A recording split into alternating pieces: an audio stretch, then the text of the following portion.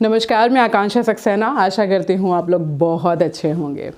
वार्षिक प्रविष्टि को लेकर मैंने एक वीडियो आपके साथ साझा किया जिसमें कई लोगों के बहुत सारे क्वेश्चन हैं, बहुत सारे अप्रिसिएशन हैं और दोनों के लिए मैं आपका धन्यवाद करती हूँ, क्योंकि जब भी कुछ क्वेश्चन उठते हैं तो वो डेफिनेटली हमें ब्रेन स्टॉर्म करने में मदद करते हैं, हमें एक अच्छी दिशा की तरफ ले जाते हैं और हेल्दी डिस्कशन को प्रमोट करते हैं। तो आइए पहले बात करते हैं उन मुद्दों की जिसने कई लोगों को परेशान किया हुआ है। तो फर्स्ट लोग कहते हैं कि ये सेल्फ असेसमेंट जो बेसिक एजुकेशन डिपार्टमेंट में लाया जा रहा है वो प्राइवेटाइजेशन की शुरुआत है। दूसरी चीज़, कायाकल्प के लिए क्यों डायरेक्टली टीचर को अकाउंटेबल ठहराया जाए, क्योंकि कायाकल्प का एक कोलैबोरेटेड फॉर्म में होना निश्चित है और इसके लिए कोई एक व्यक्ति रिस्पॉन्सिबल नहीं हो सकता। तीसरी चीज़, अगर कोई टीचर अपनी मैटरनिटी लीव, CCL या मेडिकल को अवेल करता है तो क्यों उसके पूरे साल की प्रोडक्टिविटी पर इम्पैक्ट पड़ना चाहिए।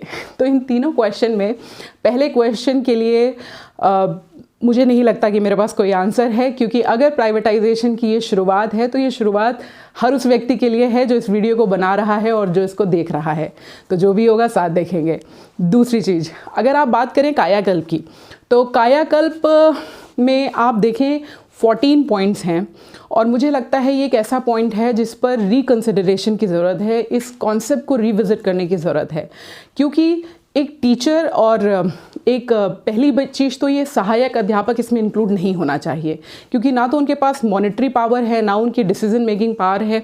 वो ज़्यादा से ज़्यादा अपने हेड को कन्विंस कर सकते हैं, वो भी डिपेंड करता है कि हेड उनको सुनते हैं या नहीं सुनते हैं। दूसरी चीज़, अगर आप इनको केवल हेड से अटैच कर देंगे तो भी गलत है, क्योंकि एक हेड को कॉपरेशन की ज़रूरत होती है और इसके अलावा वो विद्यालय जो लोकल अथॉरिटी के सहयोग के बिना नहीं चल सकते। मतलब मैं खुद अगर गौतम बुद्ध नगर की बात करूं तो ऐसे कितने विद्यालय हैं जो डायरेक्ट अथॉरिटी के कंट्रोल में आते हैं, मतलब जहां कायाकल्प के लिए हमें उनके कॉपरेशन कोलैबोरेशन की ज़रूरत है। तो व्हाट इफ़ अगर लोकल प्रधान या फिर अथॉरिटी के लोग कोलैबोरेट ना करें, तो क्या इस कोलैबोरेटिव एफर्ट के ना होने पर अकाउंटेबिलिटी एक ही व्यक्ति की बननी चाहिए?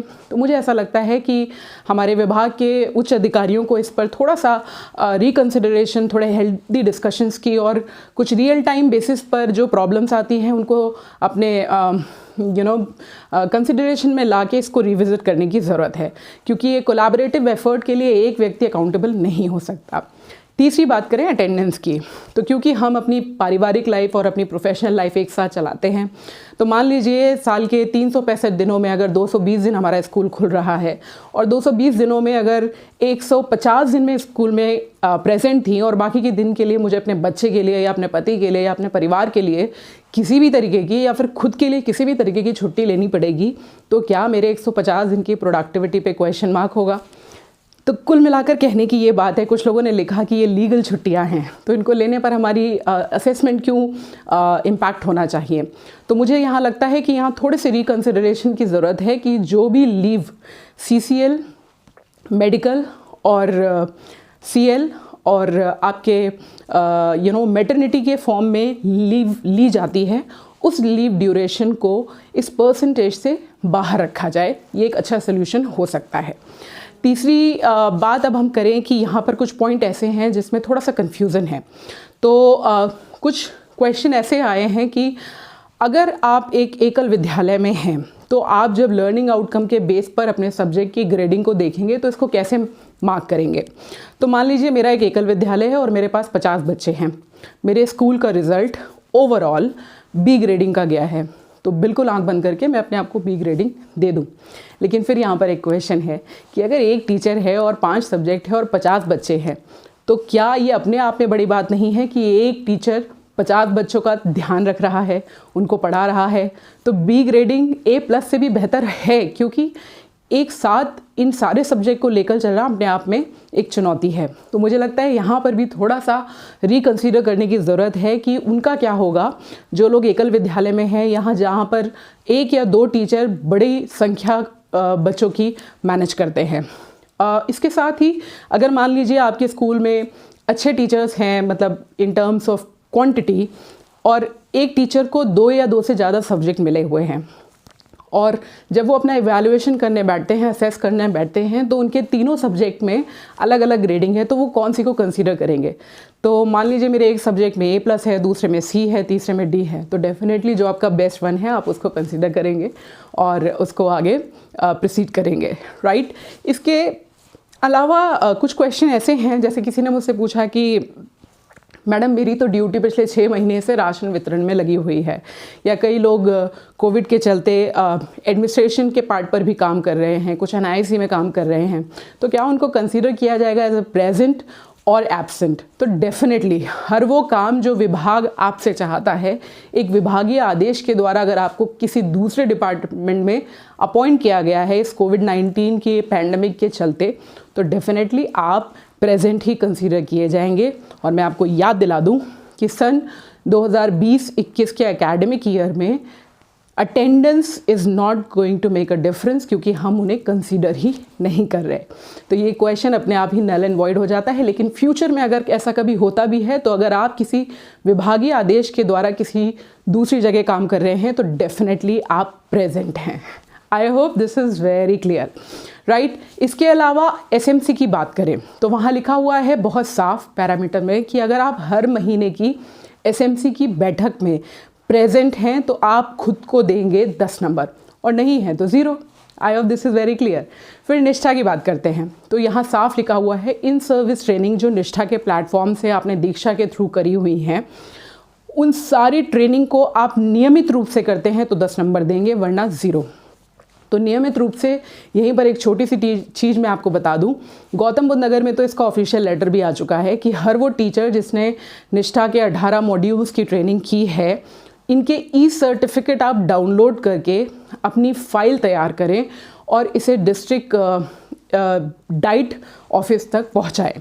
वो इसलिए क्योंकि ये एक प्रूफ होगा, आपकी अपनी फाइलिंग होगी, आपकी अपनी जो आपकी अर्निंग है in terms of in service training, आप उसको अपने डिस्ट्रिक्ट ऑफिस तक भेजेंगे कि ये आपने किया है, और वहाँ से ये वेरीफाइड होके आपको वापस मिलेंगी, राइट।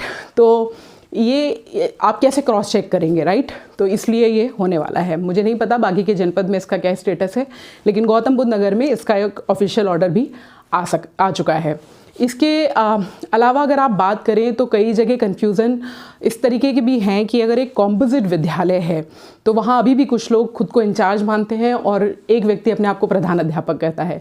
तो बिल्कुल ग्राउंड रूल है ये, इसको दिमाग में क्लियर कर लीजिए, पेपर्स पे क्लियर कर लीजिए, शासन आदेश पढ़ लीजिए। प्राइमरी और अपर प्राइमरी एक कैंपस में जो कॉम्पोजिट फॉर्म में आ चुके हैं, उनका केवल एक हेड है जो अपने टेन्योर के बेसिस पे जो सबसे ज़्यादा मेच्योरिटी, आई मीन टू से the maximum tenure in the department, उसके बेसिस पे वहाँ का हेड है।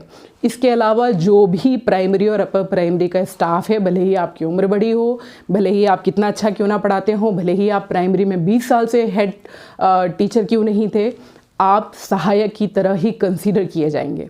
तो आप जब अपना सेल्फ असेसमेंट करेंगे तो आप सहायक की तरह ही करेंगे, इंचार्ज ऐसी कोई चीज़ नहीं होगी, केवल एक हेड होगा जो अपना असेसमेंट जो है वो हेड की तरह करेगा, राइट। इसके अलावा अगर किसी प्राइमरी में या अपर प्राइमरी में एक फुल फ्लैश्ड हेड नहीं है, वो इंचार्ज है, तो वो हेड नहीं है इसीलिए वो इंचार्ज है।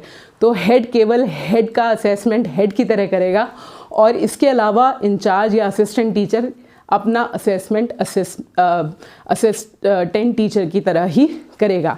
I hope this is very clear. तीनों किताबें आधारशिला, ध्यानाकर्षण और शिक्षण संग्रह, इन तीनों किताबों का नियमित यूसेज करना है आपको क्लासरूम में। अगर आप करते हैं कक्षा शिक्षण प्रशिक्षण के दौरान तो आप अपने आप को 10 नंबर दे देंगे, वरना 0, राइट। इसी के साथ दीक्षा ऐप पर आपने कितने बच्चों को एनरोल कराया, कितनों को ये डाउनलोड कराया, जो भी हमारे पास ब्लॉक लेवल पे जो डेटा है उसको सोर्स मानते हुए आप अपनी रेटिंग करेंगे। तो आई होप ये बहुत सारी क्वेश्चन, ये बहुत सारी क्लैरिटी आपको मदद करेगी अपना सेल्फ असेसमेंट फॉर्म भरने में। किसी भी तरीके के कन्फ्यूजन में मत रहिए।